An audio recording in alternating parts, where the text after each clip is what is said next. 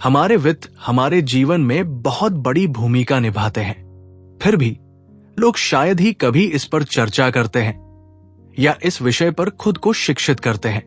इस कारण से पिछले कुछ वर्षों में पैसे के बारे में कई धारणाएं और गलत विचार सामने आए हैं।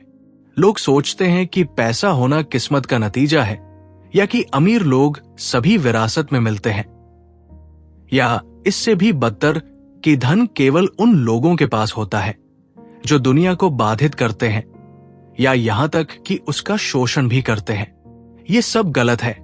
पैसा दुनिया भर में घूमने वाली एक सार्वभौमिक संपत्ति है और आप भी आर्थिक रूप से स्वतंत्र हो सकते हैं अगर आप अपनी मौजूदा मानसिकता को बदल दें और कुछ धन वृद्धि प्रथाओं को अपनाने का फैसला करें। सबसे पहले आपको अपनी वित्तीय स्थिति को स्वीकार करना होगा। पक्षपातपूर्ण वित्तीय निर्णय आपके वर्तमान जीवन और आपके इच्छित जीवन के बीच में बाधा बनते हैं। जब आपके वित्तीय निर्णयों की बात आती है तो स्थिति की चाहत, ईर्ष्या और आपको नियंत्रित करने वाली अन्य भावनाएं महत्वपूर्ण भूमिका निभाती है। मॉर्गन हाउसेल द्वारा लिखित द साइकोलॉजी ऑफ मनी आपको सिखाएगी कि आप अपने वित्त को बेहतर बनाने के लिए आज से ही क्या कर सकते हैं। यहां पुस्तक से मेरे 3 पसंदीदा सबक है। लालची होना आपकी सबसे बड़ी वित्तीय गलती साबित हो सकती है। ईर्ष्या का मुद्रा बाजार में कोई स्थान नहीं है क्योंकि ये आपकी सोच को धुंधला कर सकता है। पैसे के साथ हमारे शुरुआती अनुभव बाद में हमारे वित्तीय निर्णयों को निर्धारित करते हैं।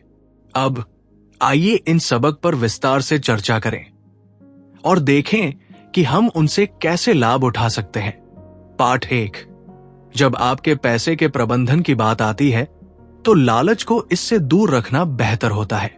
क्या आप लालची व्यक्ति हैं?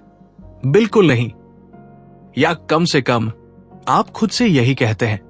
हम सभी अपने बारे में बहुत अच्छा सोचते हैं और अपनी बदकिस्मती के लिए बुरी परिस्थितियों को दोष देते हैं। ये जेसी लिवरमोर का मामला है, जो 1877 में पैदा हुए एक शेयर बाजार व्यापारी थे। 1929 में हुई कुख्यात बाजार दुर्घटना से पहले उन्होंने बाजार की गिरावट पर दांव लगाते हुए एक छोटी स्थिति ली। उन्होंने $100 मिलियन से ज्यादा कमाए, जो आज के 1.6 बिलियन डॉलर के बराबर है। हालांकि जीवन भर अपनी दौलत का आनंद लेने के बजाय जीतने वाले ट्रेड ने लिवरमोर को अजेय महसूस कराया। स्वाभाविक रूप से यह लंबे समय तक नहीं चला, जब तक कि उन्होंने सभी गलत ट्रेड करके जो कुछ भी कमाया था वो सब खो दिया। अचानक गिरावट ने उन्हें किनारे पर धकेल दिया और अंततः दुख की बात है कि उन्होंने एक रात अपनी जान ले ली। समस्या यह थी कि उनकी सफलता ने उन्हें केक का एक बड़ा टुकड़ा और भी ज्यादा चाहा। हालांकि उनके पास पहले से ही इतना कुछ था जितना कोई भी चाह सकता है। यहां सबक यह है, लालची मत बनो और विनम्र होना सीखो। जब आपके पास पहले से ही वो सब कुछ है जो आप चाहते थे, या आपने अपने जीवन में महत्वपूर्ण लक्ष्य हासिल कर लिए हैं, तो आभारी होना सीखें, अपनी स्थिति बनाए रखें और हमेशा अधिक से अधिक की तलाश करने के बजाय वर्तमान का आनंद लें। जब आप अपने पास मौजूद हर चीज को खोने से डरते हैं, तो आप संभावित लाभ के लिए सब कुछ जोखिम में डालने से खुश नहीं होंगे।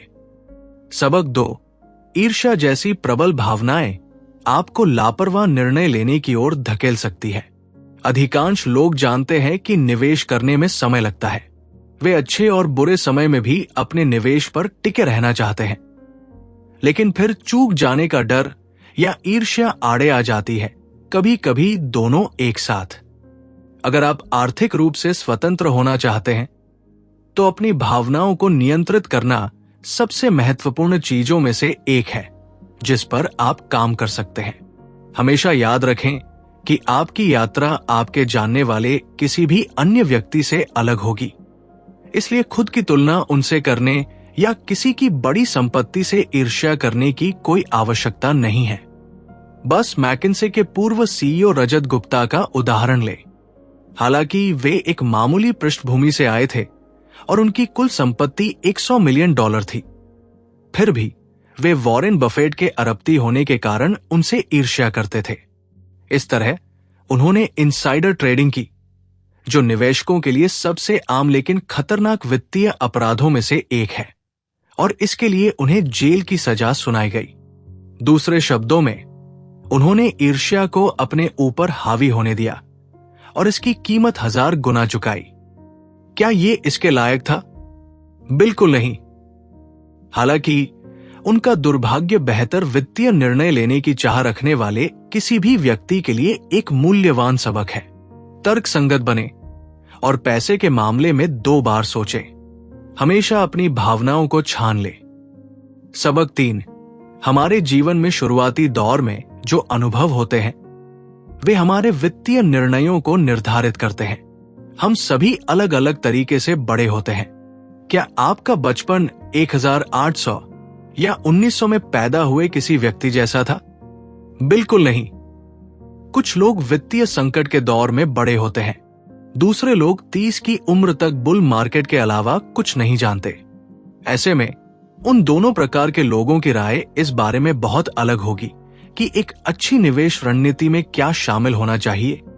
क्या पोर्टफोलियो स्टॉक आधारित होना चाहिए या बॉन्ड आधारित, या कितना जोखिम उठाना उचित है? हम सोच सकते हैं कि हमारे पास कोई छिपा हुआ पूर्वाग्रह नहीं है, लेकिन उल्रिके मालमेंडियर और स्टीफन नेगल द्वारा किए गए एक अध्ययन से यह साबित होता है कि लोग इस हिसाब से निवेश करते हैं कि जब वे युवा थे तो अर्थव्यवस्था कैसी दिखती थी। ऐसे में जिसने उच्च मुद्रास्फीति का अनुभव किया है वो बॉन्ड को एक अच्छा निवेश नहीं मान सकता है, जबकि जो व्यक्ति अशांत समय से गुजरा है वो इसके विपरीत सोच सकता है। यह बहुत बड़ी बात है। सबसे महत्वपूर्ण बात यह है कि हम अपने छिपे हुए पूर्वाग्रहों को स्वीकार करें ताकि उन्हें कम करने और बेहतर विकल्प चुनने में सक्षम हो सके। सामान्य तौर पर किसी भी वित्तीय निर्णय को हमेशा ठोस विश्लेषण, विश्वसनीय तथ्यों और नए दृष्टिकोणों और रचनात्मक आलोचना के लिए खुले दिमाग द्वारा समर्थित किया जाना चाहिए। इसके अलावा आपको रुझानों के अनुकूल होने और नए लोगों के प्रति अपने डर को खत्म करने की अपनी क्षमता पर काम करना चाहिए, भले ही ये आपकी आंतरिक मान्यताओं के विपरीत हो। मनी मार्केट व्यक्तिपरकता, पूर्वाग्रहों या आवेगी निर्णयों के लिए कोई जगह नहीं छोड़ता है। जल्दबाजी में किए गए निवेश वर्षों की बचत को खत्म कर सकते हैं, जबकि मूल्यवान निवेश वित्तीय स्वतंत्रता की आपकी यात्रा को गति दे सकते हैं। अगर आपको लगता है कि आपने सभी गलत वित्तीय निर्णय लिए हैं, या आपको लगता है कि धन उन चीजों में से एक नहीं है जिसे आप कभी हासिल कर पाएंगे, तो मनी का मनोविज्ञान आपके लिए एक किताब है। इसे पढ़ने से आपका दिमाग नए दृष्टिकोणों के प्रति खुलेगा और आप ये महसूस करने के लिए आत्मनिरीक्षण करेंगे कि आप कितने पक्षपाती थे।